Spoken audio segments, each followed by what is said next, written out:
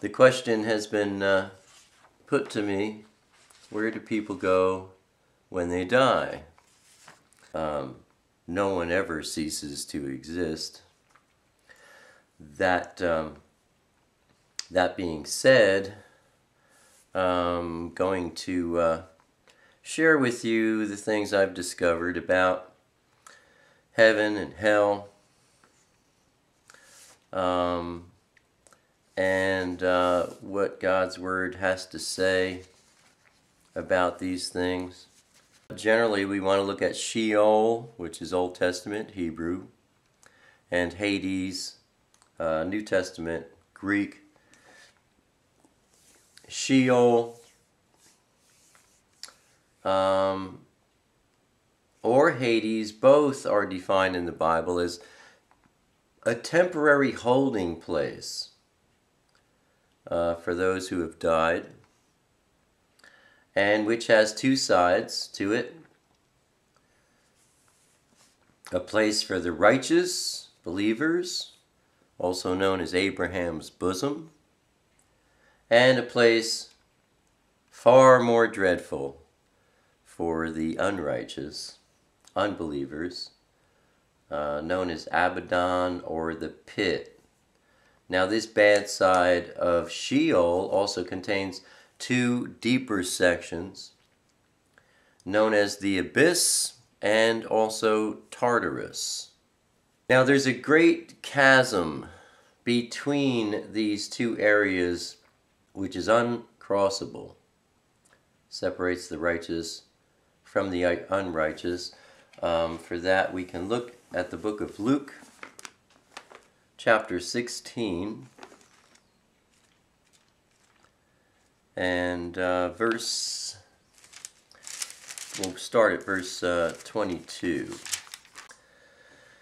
Anyway, the point that we see here is that heaven and Sheol, or Hades, was, or were, both in the bowels of the earth, and there was a great chasm between the two. The other point to notice is that this beggar who was in Sheol, or Hades, was conscious.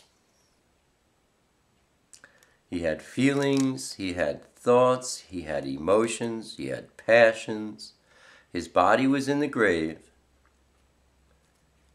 He had passed away, as we say, and yet he was still existing, and he was conscious.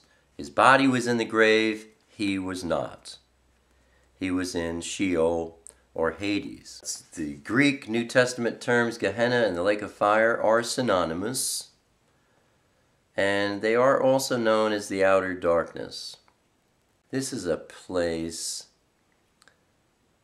that defines whether it's Gehenna, lake of fire, or outer darkness. This place is defined as being a complete and total separation from God. A place where there is the complete absence of hope. You and I cannot even begin to imagine such a place. To imagine a place that has no hope, you and I can't imagine that. I mean, no matter how dark and miserable anyone's life is on this earth, there's always hope. Gehenna is the permanent, final, and eternal abode of lost souls and bodies, of lost angels and humans. Heaven and hell were in the bowels of the earth, with that great chasm between them, as we saw and read about in Luke. But when Christ died, he went down there for 3 days. Took Satan's authority away from him, took keys away from him, and the scriptures tell us that he led captives captive. And after he rose again, after he was resurrected from the dead, the first fruit. Man, something really strange. If you look at the book of Matthew, chapter 27, verse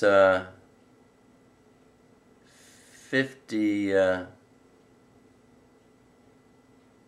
verse 50.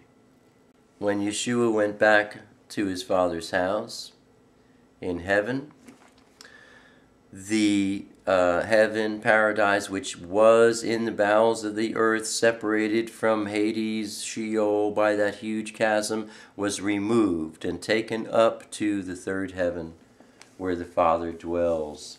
Whether they're in Hades or they're in paradise in heaven, no one ceases to exist.